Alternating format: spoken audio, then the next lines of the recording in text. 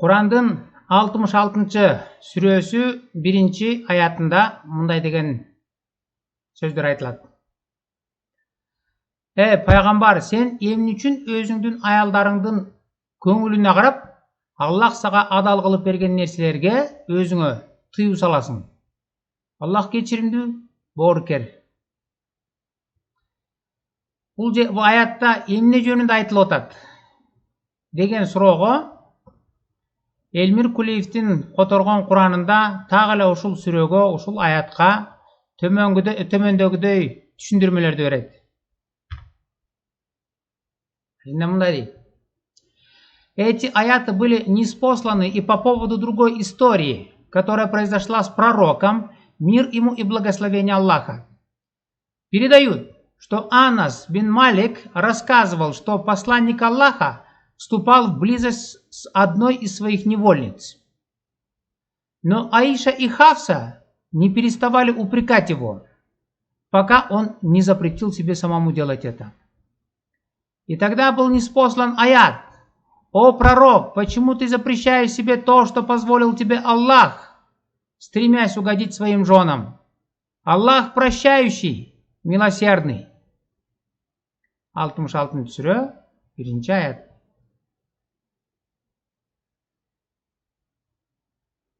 Кулиевдин которгон Куранның 789-cу бетте 444-cü номурдагы хадистен табасыңар муну. Аженде мындай дейт. Мухаммед күндөрдүн биринде өзүнүн күңдөрү менен, күң деген бул расмий түрдөгү аялдар эмес, кулдар, кул аялдар. Ислам болсо кул аялдар менен каалагандай жыныстык катнашта боло бергенге, аларды зордуктаганга уруксат берет. Мухаммед ошол күң аялдарынын бири менен Хафса деген аялы жок кезде төшөгүндө жыныстык катнашта болуп аттыр. Анан болгондон Айша менен Хафса экөө тең аялы келип ага ушунчалык нааразы болду дейт. Жемеледи дейт. Не переставали упрекать его. Ошондо Мухаммед өзүнө өзү тыюу салды дейт. Пока он не запретил себе самому делать это. Мухаммед, кой, бул адатымды токтотоюн дептир. Десе, Аллахтан аят түшүптүр. Пайгамбар, сен эмнеге мен өзүм Аллах уруксат берген нерселерге тыюу салып атасың, аялдарыңа жагайын деп? Уланта бер. Аллах кечиримдүү, мээримдүү деген аят түшүптүр.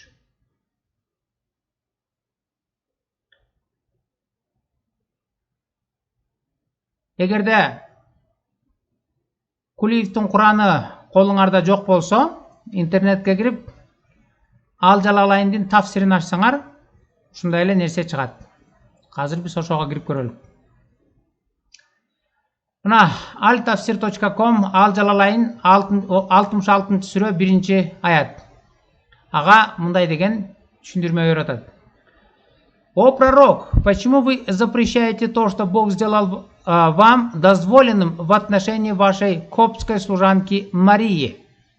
Когда он лежал с ней в доме Хафсы, который отсутствовала, но который, вернувшись и узнав об этом, был расстроен тем фактом, что это произошло в ее собственном доме и на ее собственной кровати, говоря: она незаконна для меня, пытаясь сделать ее незаконной для вас, чтобы доставить удовольствие вашим женам.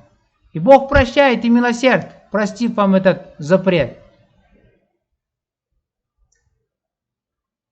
Бул тафсирге ылайык Мухаммед Хафса деген аялы үйүндө жок кезде Мария деген күң кул аял менен Хафсанын төшөгүндө жатканда Хафса үйүнө келип экөөнү кармап калат. Анан нааразы болот, бул эмне кылганың деп.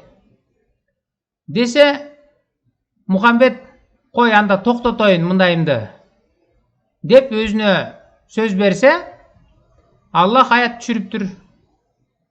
Аллах уруксат берген нерсеге эмнеге өзүңдү өзүң тыйып атасың? аялдарыңа көбүрөөк жагынайын деп. Аялдарыңды укчакты мен укпайсыңбы? Уланта бер. Аны мен сага халал кылып бергем дейт. Эгерде бул аят түшүндүрмөлөр анчалык жеткиликтүү болбой же болбосо күнөм саноолор болуп атса, анда так эле ушул сүрөгө, аятка, так эле ушул тафсирден түшүндүрмөлөрдү алып айтып берип аткан Чубак ажынын баяндамасын угуп көрөлүчү азыр. Ошо так эле ушул аятка берип аткан. Мына YouTube'га кирип мону жазсаңар чыгат. Анан так эле ушул окуяны, так эле Кулиевдин китебинде кандай жазылса, Ал Жалалайн тафсиринде кандай жазылса, ошону Чубак ажы кыргызча айтып түшүндүрүп берип атат. Азыр көңүл буруп көргүлө. Ошо эки сүрөнү айтып туруп, биринчи, экинчи аятты. Анан сабакка кайра келе турган болсок, ошондо эмне жакшыраак маани чыгат. Бул Тахрим деген сүрө, урматтуу бир туугандарым, 12 аяттан болгон сүрө. Бул сүрө пайгамбарыбыз алейхиссаламдын өзүнө байланыштуу, үй бүлөсүнө байланыштуу маселелер жана өкүмдөр айтылынган. Жана пайгамбар алейхиссаламдын аялдарына байланыштуу өкүмдөр айтылынган. Пайгамбарыбыз алейхиссалам аялдарын ыраазылыгын табуу үчүн, аялдарын ыраазы кылуу үчүн Аллах Таала адал кылып койгон нерсени өзүнө арам кылып койгон. Ошондо Кудай Таала ушуну бекер кылдың сен деген аят келет. Бул пайгамбарыбыз алейхиссаламдын аялдары менен болгон эркек аялдык мамилесинин ортосундагы назик жайлар, назик жерлер көрсөтүлгөн сүрө. Пайгамбарыбыз алейхиссалам жашоосу бардык уруну, бардык учуру, бардык абалы бизге жашыруун эмес. Баракканага киргенде, чыкканда, ичинде, аялы менен кошулганда, аялдар менен болгондо, башка болгондо бардык айтылынган. Дүйнөдө бир дагы адамдын ички жашоосу пайгамбарда айтылынган эмес. Куранда баяндап атат. Биз айтабыз, сырыңарды айтпагыла дейт. Эркек аял сырын айтпаш керек бирөөгө чыгып. Бирок пайгамбардык айтылынат бардыгы. Эмне үчүн дегенде, пайгамбарыбыздын жашоосунун ар бир мүнөтү биз үчүн сабак, биз үчүн өрнөк болот. Пайгамбардын ар бир жашоосу, ар бир мүнөтү биз үчүн сабак, өрнөк дейт. Мунун кылып аткан иштери Мухаммедтин бардыгы үлгүдө окутуп атат. Кандай үлгү калтырганын мандан аркысында да угуп туралык. Пайгамбарыбыздын бардык жашоосун үйрөнгөндөн өзүбүзү кыяматка чейин үлгү алабыз. Бирок андан башка президенттер болсун, халифалар болсун, королдор болсун, эң кыйындар болсун, олиялар болсун, миң олия болсун, аял күйөөнүн ортосунда мамилени жарыкка чыгара турган болсок, жийиркенип кускун келип кетиши мүмкүн. Ошон үчүн пайгамбарыбыздан башкалардын ортосундагы, эркек аялдын ортосундагы мамиле жарыкка чыкпаш керек. Бирок булардыкы чыгат. Мына бул окуя кандай болгон? Пайгамбарыбыз алейхиссаламдын аялдары бар эле. Хафса энебиз, Айша энебиз. Анан пайгамбарыбыз алейхиссаламдын аялдарынын бири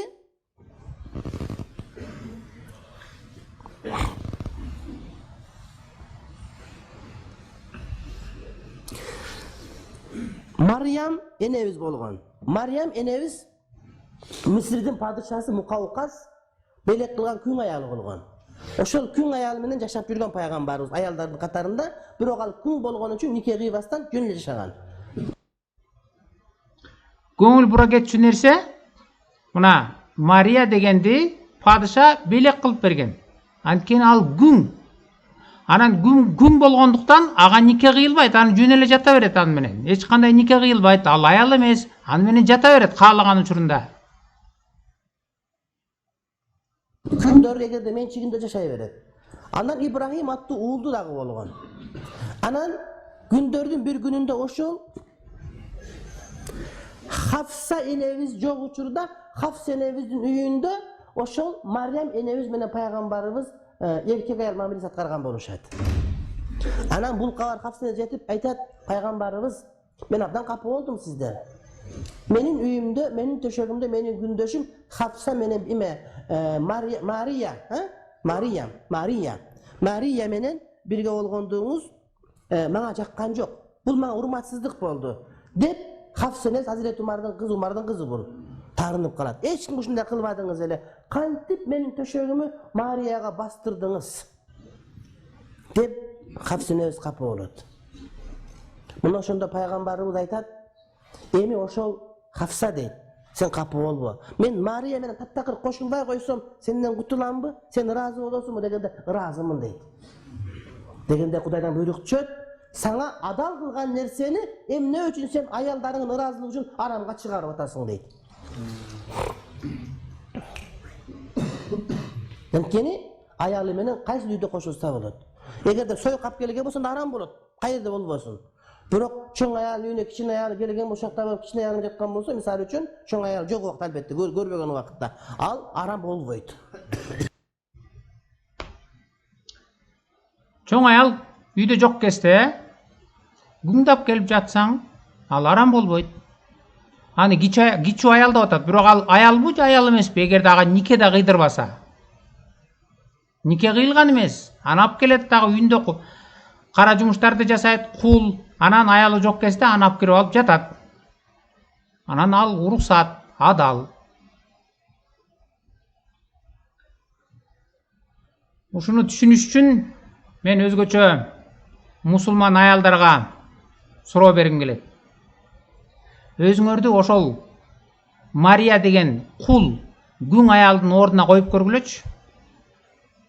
Силерди буюм катары, бир мал катары бирөөгө белек кылып берип койсо, бир бай адам экинчи бай адамга белек кылып берди.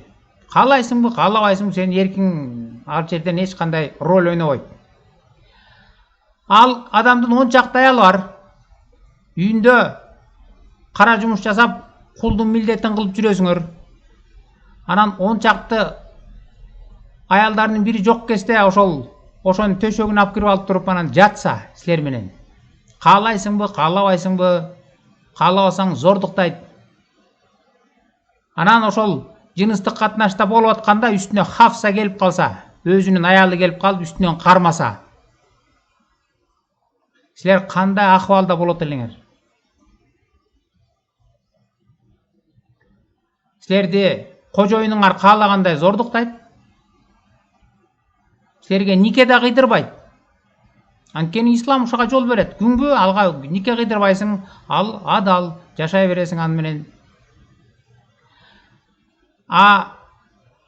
Кожоюн жок кезде же бар болсо деле, ошол аял Hafsa, Айша экөө силерге кандай мамиле кылат?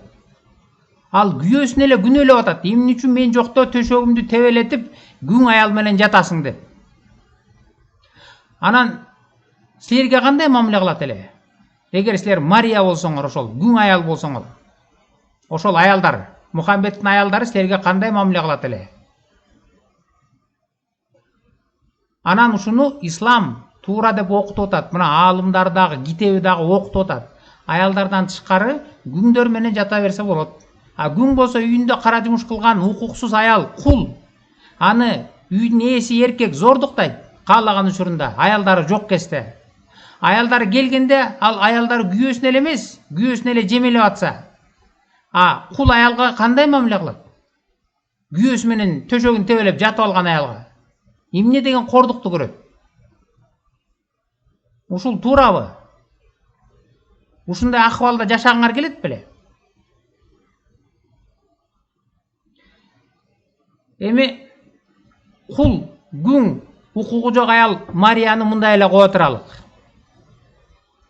Силер Hafsанын эле ордуна коюп көргүлөчү, ошонун нике кыйдырган аялдын ордуна өзүңөрдү коюп көргүлөчү. Аны түшүнүш үчүн бир мисал келтирелик.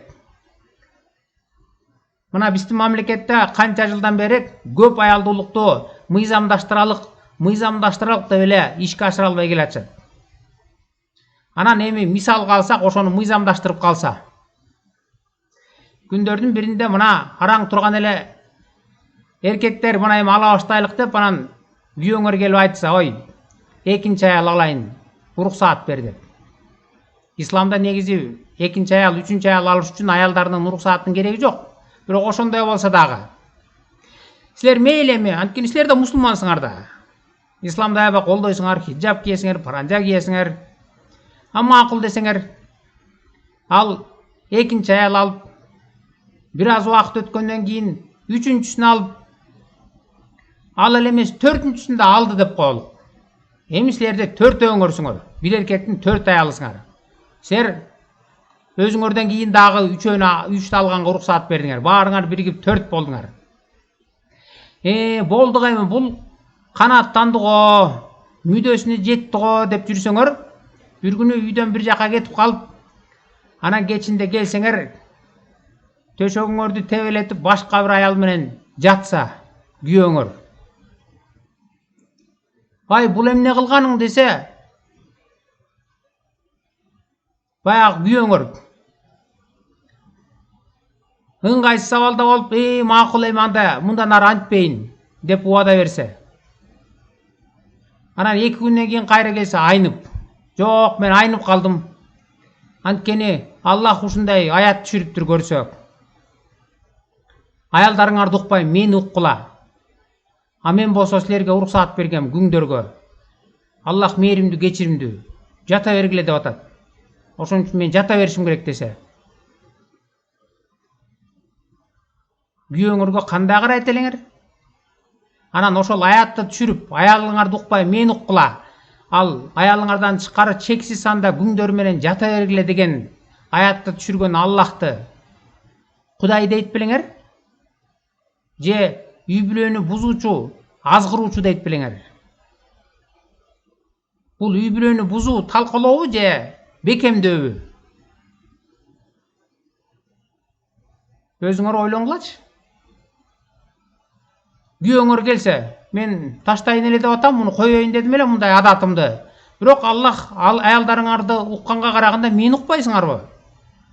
Жата бергиле да, мен уруксаат бербедимби деп атса. Кандай карайт элеңер ошого?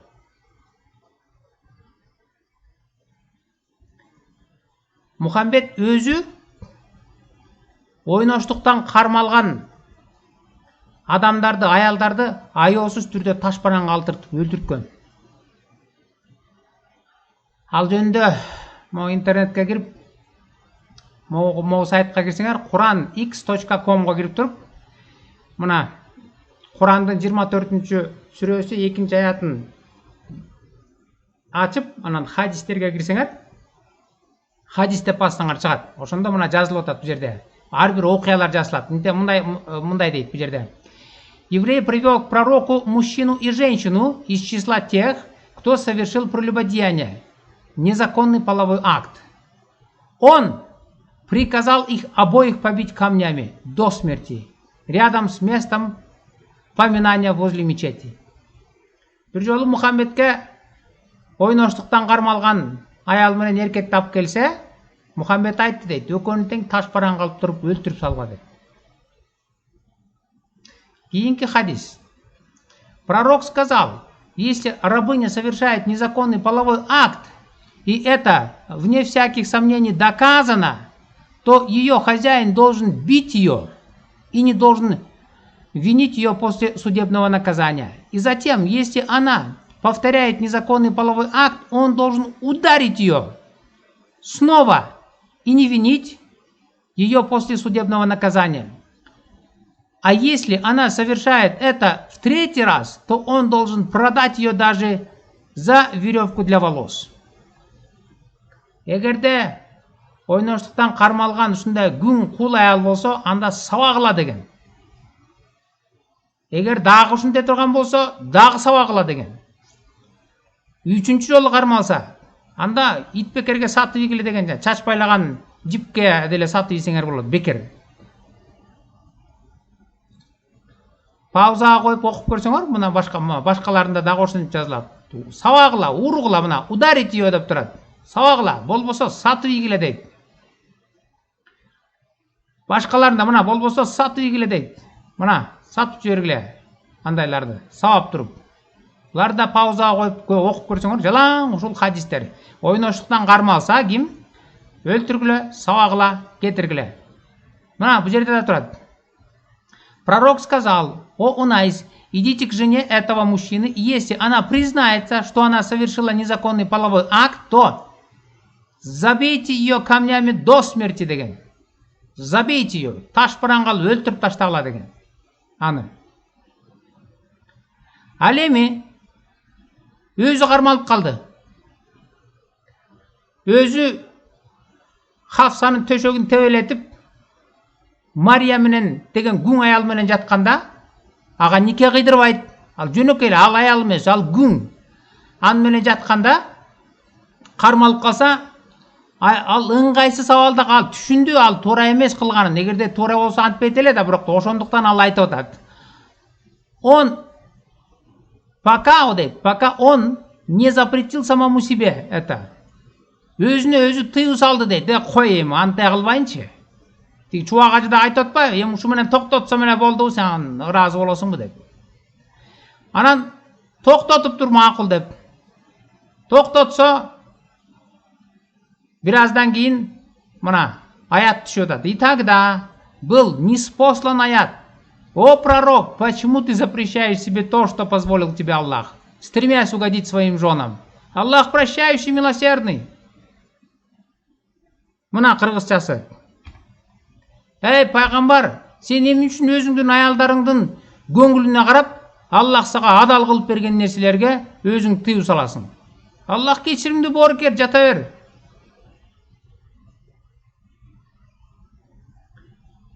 Бул нике кыйдырбаган күң үйдөгү кызматчы аял менен жаткан ойноштукпу? Эгер ойноштук болсо, анда эмне үчүн Мухаммедти эч ким таш параңга алган жок?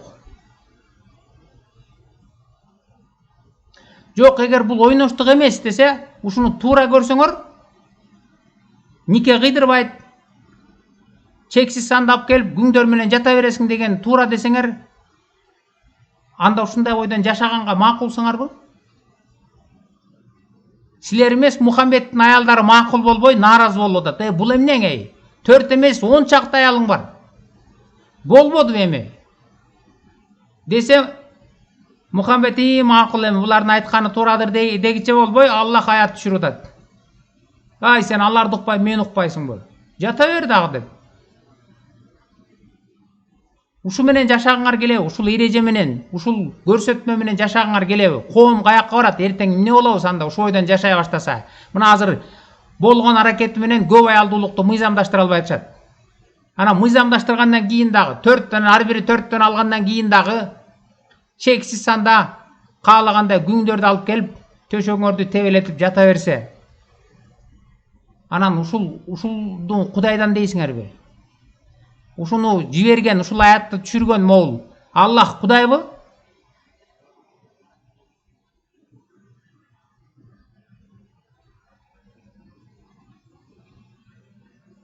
Ушул жөнүндө бир ойлонуп көргүлөчү. Коом каякка баратат? Эгер ушул боюнча кетип отурсак, ушуну туура көрүп, жакшы экен, 4 аял алып, андан кийин чексиз санда күңдөр менен эркектер жата берсин деген эрежени туура көрүп жашаса, анда коом каякка барат? Эртең ирит-чирит жоголот да коом.